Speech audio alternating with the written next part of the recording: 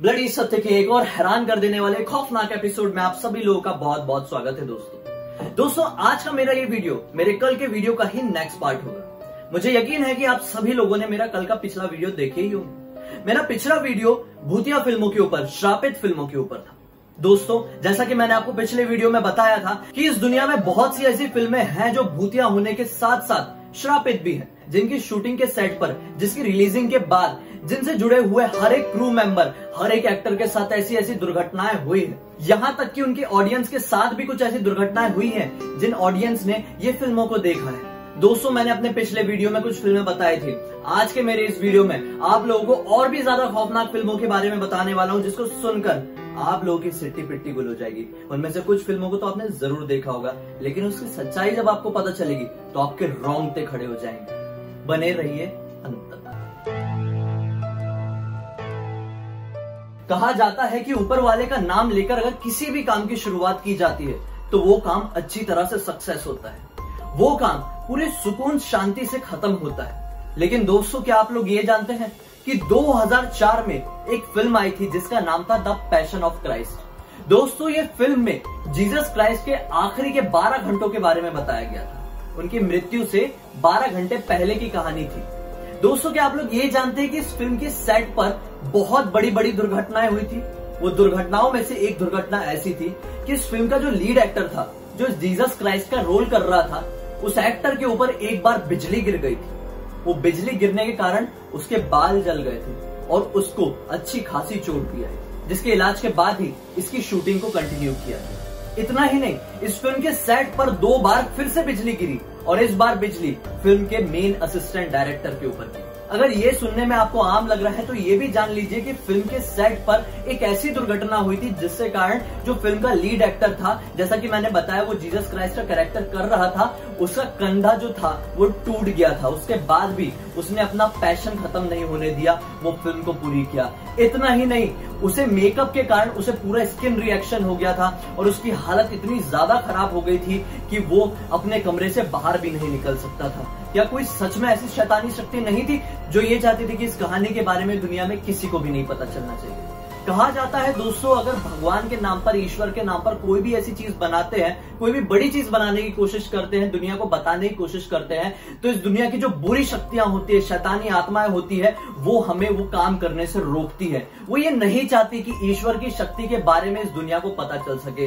दोस्तों, the passion of Christ में भी हम लोगों को कुछ ऐसा ही देखने मिलता है। जीसस क्राइस्ट की एक ऐसी ही शक्ति देखने को मिलती है और शायद वही शैतान ये नहीं चाहता था कि जीसस क्राइस्ट की शक्ति के बारे में इस पूरी दुनिया को पता चल सके, और शायद यही कारण था कि वो शैतान इस फिल्म की शूटिंग पर इतनी बाधाएं डाल रहा था कि शायद ये फिल्म की शूटिंग ही रुक जाए और ये दुनिया को पता ही ना चल पाए। लेकिन ऐसा नहीं हुआ। फिल्म बनी और बहुत बड़े लेवल पर सक्सेस हुई। लेकिन ये फिल्म की सक्सेस होने के बाद जो जीसस क्राइस्ट का कैरेक्टर कर रहा था, उस एक्टर को कभी कोई दूसरी फिल्म नहीं मिली। उसका फिल्मी करियर लगभग खत्म हो गया। दोस्तों, शायद इस फिल्म से कोई मनुष्यत जुड़ गई थी, इसी वजह से उस एक्टर का फिल्मी करियर पूरी तरह से खराब हो गया। उसका ये कहना था कि इस फिल्म की शूटिंग शुरू होने से पहले, दरअसल ये फिल्म मिलने के 1 साल पहले ही, मुझे एक रास्ते में गरीब सा दिखने वाला एक आदमी मिला था, जिसने मुझे अचानक से रोक के ये बोला था कि तुम देख लेना, आगे चल के जीसस क्राइस्ट का कैरेक्टर करोगे एक फिल्म में। उसे उस आदमी की बातें थोड़ी अजीब लगी थी, लेकिन ठीक 1 साल बाद उसे ये फिल्म मिली और ये फिल्म बॉक्स ऑफिस पर बहुत ही बड़ी साबित हुई। लेकिन उसकी जिंदगी में मनुष्यत लेके एक फिल्म ऐसी है जो दुनिया वालों के सामने आ ही नहीं सकती। एक फिल्म ऐसी जिसे सेंसर बोर्ड ने अलाउ ही नहीं किया इस दुनिया के सामने आने से, और वो फिल्म कोई और नहीं बल्कि 2008 में ऑनलाइन रिलीज हुई द ग्रिफ्टर फिल्म थी। दोस्तों, द ग्रिफ्टर फिल्म इस दुनिया के सबसे बड़ी खौफनाक और सबसे बड़ी शैतानी मूवी है। दोस्तों, ये कहा जाता है कि अगर द ग्रिफ्टर फिल्म का कोई एक सीन भी आप लोग देख लेते हैं तो आपकी जिंदगी के साथ मनुष्यत जुड़ जाती है। इस फिल्म को जिस किसी ने भी देखने की कोशिश किया है, दरअसल ये फिल्म देखना इतना आसान नहीं है, क्योंकि ये फिल्म डार्क वेब में अवेलेबल है। एक ऐसा वेब जो कि नॉर्मल इंसान एक्सेस नहीं कर सकता, वही इंसान एक्सेस कर सकता है जिसे इंटरनेट की और कंप्यूटर की बहुत अच्छी जानकारी होती है। ये द गिफ्टर फिल्म ऐसे ही एक वेबसाइट में रिलीज हुई है। दोस्तों, इस फिल्म के कुछ सीन्स अवेलेबल है यूट्यूब पर, लेकिन द ग्रिफ्टर के एक भी सीन देखने से पहले आप लोग ये सोच लीजिए कि इस फिल्म को जिस किसी ने भी देखना चाहा है वो या तो बेहोश हो गया है, वो या तो उल्टी कर दिया है, या तो उसे चक्कर आ गए हैं, या तो उसका कुछ समय के लिए दिमागी संतुलन हो गया है।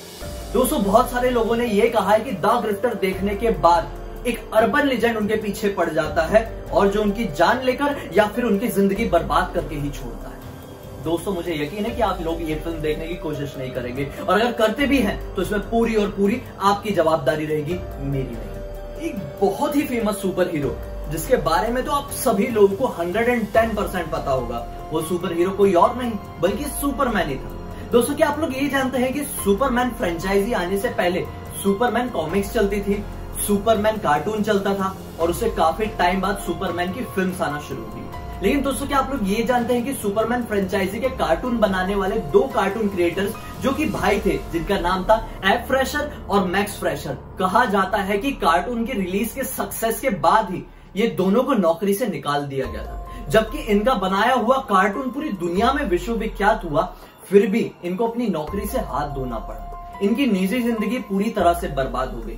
दोनों ही शराब की आदत में पूरी तरह से डूब गए और फिर एक दिन डिप्रेशन में आने के कारण उनकी अचानक से मृत्यु हो गई। इसके बाद आई सुपरमैन फ्रेंचाइजी की पहली फिल्म बहुत बड़ी सक्सेस हुई। सभी लोगों ने इस फिल्म को बहुत प्यार दिया। दोस्तों क्या आप लोग ये जानते हैं कि फिल्म के रिलीज और सक्सेस के बाद जो फिल्म के लीड एक्टर थे जिन्होंने सुपरमैन का कैरेक्टर निभाए थे, उनका नाम था मिस्टर कार्कलेन। मिस्टर कार्कलेन ने इस फिल्म की रिलीजिंग के बाद सभी लोगों को यह बताया कि अब उनका किसी भी फिल्म करने में कोई इंटरेस्ट नहीं रहा है। उन्हें उनकी जिंदगी फिजूल लगने लगी थी। उन्होंने कोई भी बिजनेस करने से भी साफ इनकार कर दिया था, और फिर एक दिन उनकी रहस्यमय तरीके से मृत्यु हो गई और उनका शव एक होटल से बरामद हुआ। दोस्तों पोस्टमार्टम में यह पता चला कि उनकी मृत्यु नींद की ज्यादा गोलियां खाने की वजह से हुई थी। दोस्तों सुपरमैन जो सक्सेस हुई, सुपरमैन का जो लीड हीरो जिसने पूरी दुनिया में एक वर्ल्ड रिकॉर्ड बना दिया था, उसकी मृत्यु एक डिप्रेशन में जाने की वजह से हो गई। उन्हें ये लगने लगा था कि वो कोई और फिल्म कर ही नहीं सकते। हैरानी वाली बात। इसके बाद है सुपरमैन फ्रेंचाइजी की एक और कमाल दिखाने वाली फिल्म। दोस्तों इस समय पर क्या होता था ना कि कोई भी ऐसा VFX ऐसी टेक्नोलॉजी नहीं थी जिसकी मदद से कैरेक्टर को उड़ाया जा सके, और आप सभी लोगों को पता है कि सुपरमैन तो शुरू से ही उड़ता है। लेकिन इस फिल्म के जो लीड एक्टर थे मिस्टर जॉर्ज रीस, उन्होंने एक ऐसा नुस्खा आजमाया था, मतलब एक ऐसा तरीका उड़ने का तरीका ऐसा लोगों को दिखाया जिससे कैमरे में सही में ऐसा लग रहा था कि जॉर्ज रीस मतलब सुपरमैन का कैरेक्टर उड़ रहा है। मतलब वो इस तरह से छलांग लगाते थे और उनकी छलांग पूरी हॉलीवुड में छा गई थी। दोस्तों एक ऐसा एक्टर जिसने एक नई क्रांति लेकर आया था हॉलीवुड में, जब VFX की दुनिया नहीं हुआ करती थी, उन्हें ये फिल्म की रिलीजिंग, इस फिल्म की सक्सेस लगने के बाद ये लगने लगा था कि ये मेरी जिंदगी मेरे कुछ काम की ही नहीं है। मैं एक्टर बनने के लिए पैदा ही नहीं हुआ था, मैं जिंदगी में एक्टिंग कभी कर ही नहीं सकता था। वो बहुत ज्यादा डिप्रेशन में चले गए थे। उनके जो सह कलाकार थे उन्होंने सभी लोगों को ये बताया कि जब से जॉर्ज को ये फिल्म मिली थी तब से ही जॉर्ज बहुत ज्यादा शांत रहने लगे थे, सबसे बात करना भी बंद कर दिए थे, और ये फिल्म के रिलीज होने के बाद वो पूरी तरह से नशे की आदतों में डूब चुके थे। और फिर एक दिन उन्होंने अपने एक होटल में खुद को बंद करके खुद की जान दे दी। दोस्तों ये किस तरह का कोइंसिडेंस हो सकता है? फिर से एक और महान एक्टर की मौत हो गई, सिर्फ और सिर्फ ये सोचते हुए कि वो एक्टर बनने के लिए पैदा ही नहीं हुए थे, जबकि उनकी की हुई फिल्म पूरी दुनिया में एक रिकॉर्ड कायम कर चुकी थी। उसके बाद है सुपरमैन फ्रेंचाइजी की एक और फिल्म। ये फिल्म हॉलीवुड में ज्यादा बड़ा बिजनेस तो नहीं कर पाई, लेकिन इस फिल्म में सुपरमैन के बचपन वाले कैरेक्टर को दिखाया गया था। दोस्तों क्या आप लोग ये जानते हैं कि उस बच्चे का नाम क्या था? रियल नाम ली क्विकली। दोस्तों ली क्विकली ने सुपरमैन में बच्चे सुपरमैन का रोल किया था, लेकिन ये फिल्म करने के बाद 16 साल की उम्र में उसकी रहस्यमय तरीके से मौत हो गई और अब तक उसकी मृत्यु का कारण नहीं पता चला। उसका शव संदिग्ध हालत में पाया गया और पुलिस, डिटेक्टिव, जितने लोग इस केस में शामिल हुए, किसी ने भी उसकी मृत्यु का कारण पता नहीं लगा पाया। ये कैसा कोइंसिडेंस हो सकता है? कमेंट सेक्शन में बताइए। कौन सी ऐसी अदृश्य शक्ति थी जो ये नहीं चाह रही थी कि सुपरमैन फिल्म में कोई भी काम करे, और जो कोई भी काम कर रहा था उसकी जिंदगी तहस महस हो जा रही थी। अगर अब तक आपके दिमाग में ये लग रहा है ना कि सिर्फ और सिर्फ ये कोइंसिडेंस ही है, तो मैं आप लोगों को बता दूं, फिर आया 1978 से लेकर 1995 तक का जमाना। 1978 से लेकर 1995 तक 4 सुपरमैन फिल्म रिलीज हुई। सुपरमैन फ्रेंचाइजी की 4 फिल्में रिलीज हुई और इन चारों फिल्म में एक ही एक्टर ने काम किया। 3 फिल्म तो बहुत अच्छे से निकल गई, चौथी फिल्म भी लगभग अच्छे से निकल ही गई थी, लेकिन चौथी फिल्म के रिलीजिंग के बाद इसके जो लीड एक्टर थे मतलब मिस्टर फेरिस, वो एक बार घुड़सवारी करने लगे। खुशी में घुड़सवारी कर रहे थे और घुड़सवारी करते करते वो अचानक से घोड़े से गिर गए और घोड़े से गिरने की वजह से उनकी रीढ़ की हड्डी पूरी तरह से फ्रैक्चर हो गई और उनका गर्दन के नीचे का पूरा हिस्सा कंप्लीटली पैरालाइज्ड हो गया। वो फिर कभी चल ही नहीं सके। एक सिचुएशन ऐसी भी आ गई थी कि वो ठीक से बोलने के भी सक्षम नहीं रहे थे और ये हादसे के ठीक 9 साल बाद उनकी मृत्यु हो गई। 20 साल बाद 2005 में फिर से सुपरमैन फ्रेंचाइजी की एक और फिल्म को बनाने का प्लान किया गया और इस समय हॉलीवुड के बड़े बड़े एक्टर्स का नाम चुना गया। लेकिन दोस्तों, पॉल वॉकर जैसे एक्टर ने सुपरमैन फ्रेंचाइजी में काम करने से साफ इनकार कर दिए थे, क्योंकि शायद हॉलीवुड में सभी लोगों को ये पता था कि सुपरमैन फ्रेंचाइजी कितनी ज्यादा मनहूस फ्रेंचाइजी है। ये फिल्म शायद श्रापित है और इसी वजह से कोई भी बड़ा एक्टर इस फिल्म को नहीं करना चाहता। मनुष्यत का ये सिलसिला कुछ ज्यादा ही ऊपर चले गया था। सुपरमैन फ्रेंचाइजी की और भी फिल्म्स बाकी थी, तो इसीलिए फिल्म के मेकर्स ने ये सोचा कि क्यों ना हम सुपरमैन का नाम ही चेंज कर दें। 2013 में एक और सुपरमैन फ्रेंचाइजी की फिल्म फिर रिलीज हुई और इस फिल्म का नाम इस बार मैन ऑफ स्टील रख दिया गया। इस बार सुपरमैन की कॉस्ट्यूम कंप्लीटली बदल दी गई और इस फिल्म में आप देख सकते हैं कि सुपरमैन नाम को ही बहुत कम यूज किया गया है और ये फिल्म के नाम में भी यूज नहीं किया गया। और क्या देखा गया कि सुपरमैन फ्रेंचाइजी जो पिछले काफी समय से फ्लॉप होती आ रही थी, वो इस बार हॉलीवुड में बहुत बड़ी सक्सेस पाई। सिर्फ और सिर्फ एक कंट्री में नहीं, कई कंट्री में मैन ऑफ स्टील बहुत बड़े लेवल पर अच्छी तरह से रिलीज हुई और बहुत अच्छा बिजनेस किया और इसके एक्टर को भी कुछ नहीं हुआ, क्योंकि शायद इसका नाम और कॉस्ट्यूम बदलने से कोई मनुष्यत चली गई हो। देखिए, हमें नहीं पता दोस्तों कि सच्चाई क्या है। हमने आप लोगों के सामने सिर्फ और सिर्फ तथ्य रखे हैं, लेकिन ये तथ्य कुछ ऐसे तथ्य हैं जो कि एक बहुत बड़ा ब्लडी सत्य है और इन सत्य और इन तथ्य को कोई नहीं झुठला सकता दोस्तों।